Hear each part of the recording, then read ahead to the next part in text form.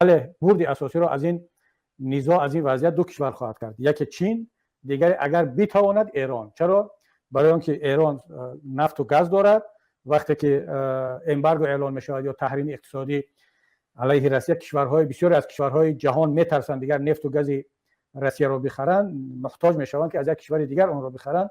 در اینجا ایران میتواند با یک چرخش زیرکانه سیاسی خودش را از این تحریم ها برهاند و برد اقتصادی و سیاسی کلان کند، اگر بتواند از این فرصت استفاده برد که حالا ببینیم که چی میشود. اما چین برد اساسی را خواهد داشت، نه تنها در آسیای مرکزی بلکه در تمام ساحات از اقتصادش.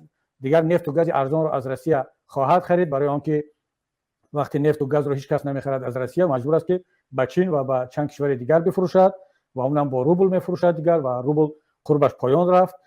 این از یک طرف. از طرف دیگر اگر روسیه مجبور شود که از چین کمک اقتصادی و نظامی بگیرد، وابستگی روسیه به از چین بیشتر خواهد شد و طبیعی است که دیگر روسیه اون قدرتی را نخواهد داشت که در آسیای مرکزی نفوذ داشته باشد و جای او را چین خواهد گرفت و اون چیزی که من پیشترم در صحبتم گفتم برادر عزیز.